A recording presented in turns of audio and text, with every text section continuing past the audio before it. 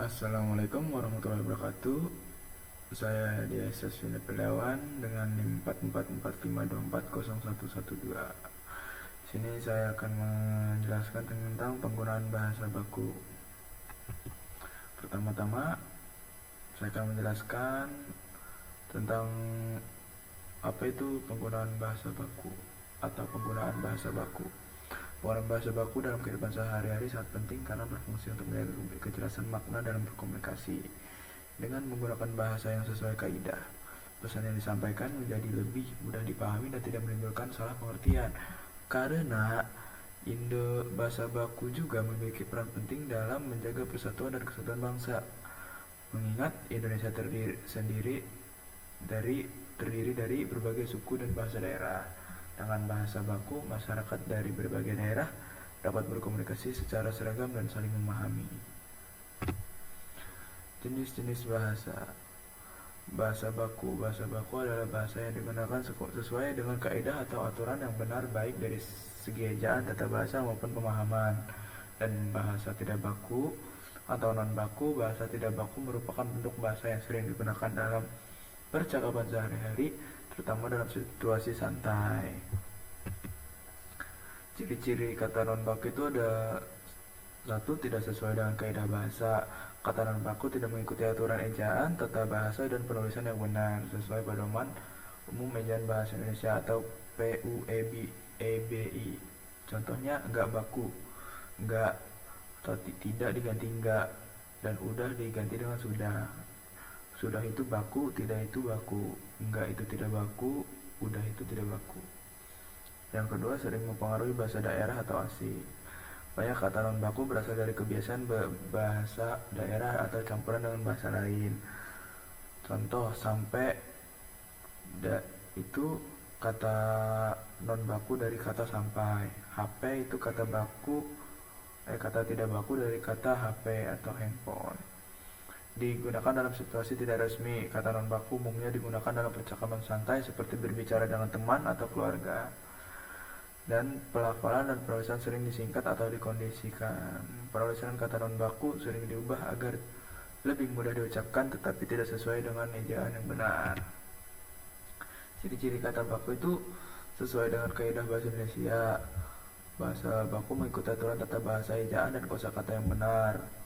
2. Digunakan dalam situasi resmi. Bahasa baku digunakan dalam konteks formal seperti pidato, surat dinas, karya ilmiah, berita, dan kegiatan akademik. 3. Menggunakan struktur kalimat yang jelas dan logis. Kalimat dalam bahasa baku tersusun rapi, mudah dipahami, dan tidak menimbulkan makna ganda. Contohnya, penelitian ini bertujuan untuk mengetahui pengaruh suhu terhadap pertumbuhan tanaman. Nah, di sini dengan contoh ini kita bisa melihat mana yang baku dan tidak baku. Dan topik yang saya akan bahas adalah penggunaan bahasa baku pada presentasi akademik. Penggunaan bahasa baku dalam presentasi akademik sangat penting karena menunjukkan sikap profesional, terdidik, dan menghormati audiens atau pendengar. Dalam konteks akademik, bahasa baku digunakan agar menyampaikan materi dengan jelas, logis, dan mudah dipahami oleh pendengar. Bahasa baku membantu pembicara menghindari kesalahan bahasa yang dapat menimbulkan salah tafsir, sekaligus memperkuat kredibilitas dan keilmiahan isi presentasi. Selain itu, penggunaan bahasa baku mencerminkan kemampuan bahasa yang baik dan benar sesuai kaidah sehingga pesan ilmiah dapat disampaikan secara efektif dengan menggunakan bahasa baku. Suasana presentasi menjadi lebih formal dan terarah, serta mencerminkan etika akademik yang baik. Oleh karena itu, siswa atau peneliti sebaiknya membiasakan diri berlatih menggunakan bahasa baku, baik dalam berbicara maupun menulis, agar mampu berkomunikasi secara ilmiah dan profesional di lingkungan pendidikan. Dan di sini ada contoh presentasi menggunakan bahasa baku. Di sini ada pembuka. Selamat pagi Bapak dan Ibu dosen serta rekan-rekan mahasiswa.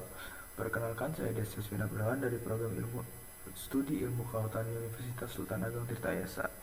Pada kesempatan ini, saya akan memaparkan jenis penelitian yang berjudul Analisis Kualitas Air di Perairan Teluk Banten berdasarkan parameter fisika dan kimia. Nah, di sini bahasa yang digunakan formal. Kalimat yang disusun dengan baik dan tidak terdapat kata tidak baku seperti enggak, gue, atau kamu. Dan diisi Penelitian ini bertujuan untuk mengetahui tingkat kualitas udara laut dengan mengukur beberapa parameter, yaitu suhu pH dan kadar oksigen terlalut. Data diperoleh melalui pengambilan sampel di 3 titik lokasi yang berbeda, kemudian dianalisis di laboratorium untuk mengetahui perbandingan antar wilayah.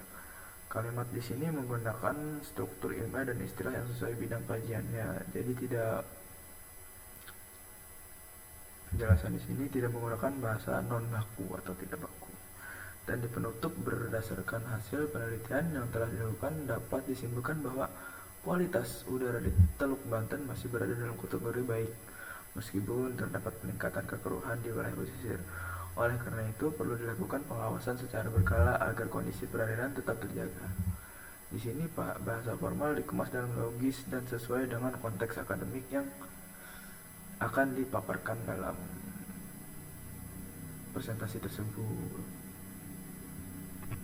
Dan kesimpulan penggunaan bahasa baku dalam presentasi akademik sangat penting karena menunjukkan sikap profesional, sopan, dan pendidikan. Bahasa baku membantu penyaji menyampaikan informasi secara jelas, teratur, dan mudah dipahami oleh audiens. Selain itu, penggunaan bahasa yang sesuai kaidah juga mencerminkan kemampuan berbahasa yang baik serta menghargai suasana formal di lingkungan akademik dengan membiasakan diri berbicara menggunakan bahasa formal. Terima kasih, sekian dari saya. Wassalamualaikum warahmatullahi wabarakatuh.